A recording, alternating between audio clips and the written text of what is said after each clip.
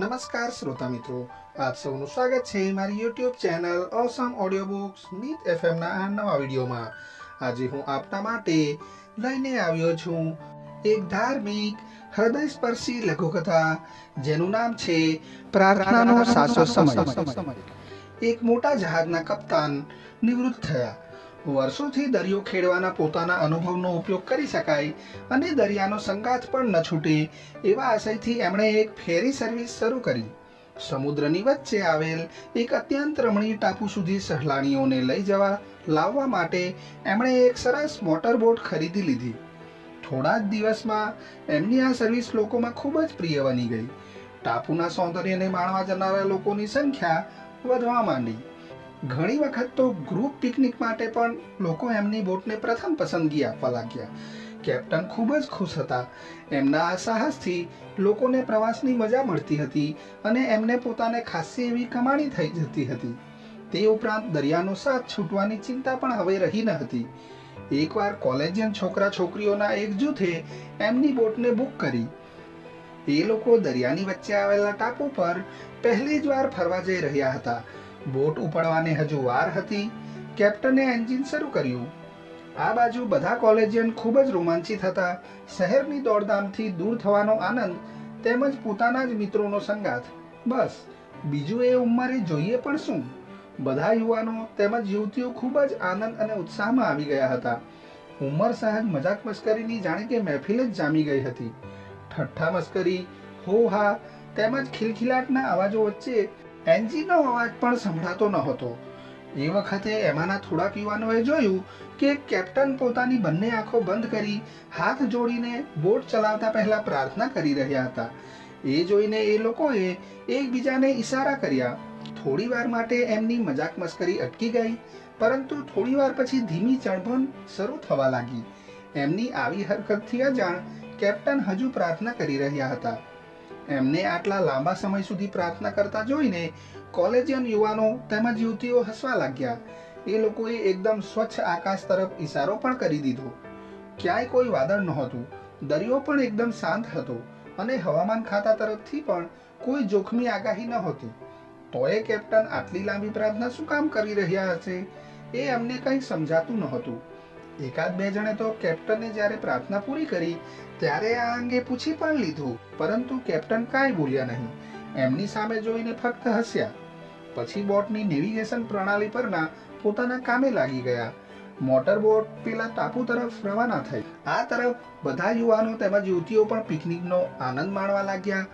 અમુક લોકો ગપ્પા મારતા હતા, કેટલાક ડેકના કિનારે ઊભા રહી દરિયાનું સૌંદર્ય માણતા હતા, તો વળી કેટલાક લોકો સંગીતના તાલે તૂતક પર નાચી રહ્યા હતા. એકદમ સ્વચ્છ આકાશ તેમજ શીતળ પવન આનંદમાં અનેક ગણો વધારો કરી રહ્યા હતા. પરંતુ એમનો એ આનંદ લાંબો ન ટક્યો. એકાદ કલાક પછી આકાશ કાળા ડિબાંગ વાદળોથી પૂરેપૂરું ઢંકાઈ ગયું. આંખોને આંજી દેતા વીજળીના ચમકારા થવા લાગ્યા. થોડીવાર મંદ પવન ધીમે ધીમે રૌદ્ર સ્વરૂપ પકડવા માંડ્યો.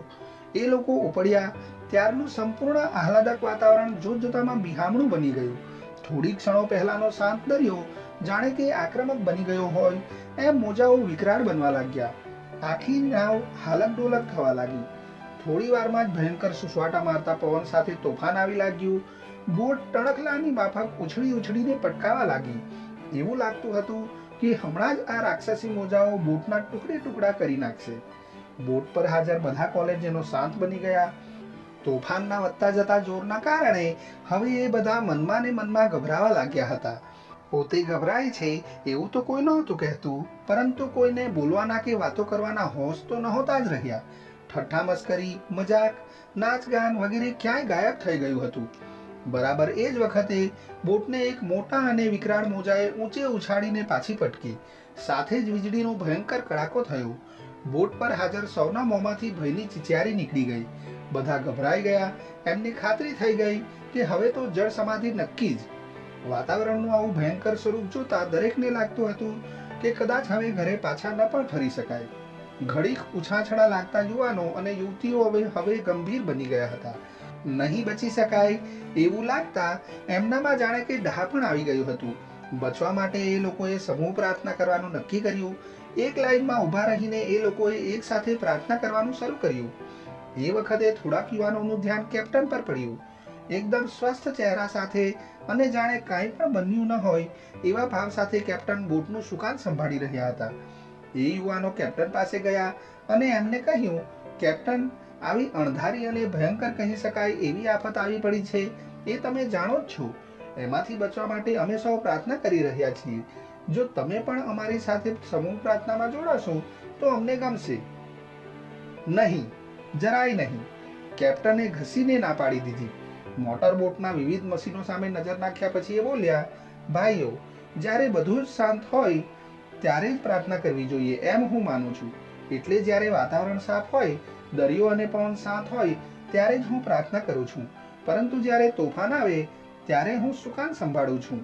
એ સમયે મારી બોટને રેડી મૂકી હું પ્રાર્થના કરવાનું ક્યારેય પસંદ જ ન કરું. માટે અત્યારે તો હું મારી ફરજને વળગી રહીશ. ઈશ્વરને મારે જે કાંઈ કહેવાનું હતું એ મેં શાંતિ હતી ત્યારે કહી જ દીધું છે. બધા એમની સામે જોઈ રહ્યા. કેપ્ટને પોતાની પૂરી શક્તિથી સુકાનને સજ્જડ પકડી રાખીને પોતાનું કામ ચાલુ રાખ્યું.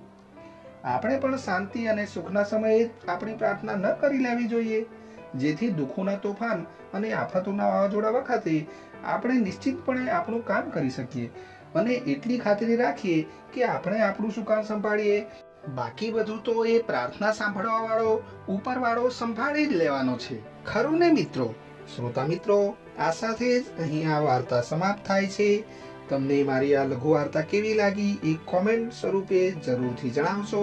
અને હા, આવી જ બીજી સરસ મજાની લઘુ વાર્તાઓ, હાસ્ય કથાઓ, પ્રેરક પ્રસંગોની ઓડિયો બુક્સ જો તમે સાંભળવા માંગો છો અને હજુ સુધી જો તમે મારી ચેનલને સબસ્ક્રાઇબ નથી કરી તો મારી ચેનલને આજે સબસ્ક્રાઇબ કરી લો, લાઈક કરો અને શેર કરો. એ સાથે જ હું મારી વાણીને વિરામ આપું છું. ફરી મળીશું નવી ઓડિયો બુક સાથે, નવી વાર્તા સાથે. ત્યાં સુધી સ્વસ્થ રહો, મસ્ત રહો. જય ભારત, જય હિન્દ. અસ્તુ.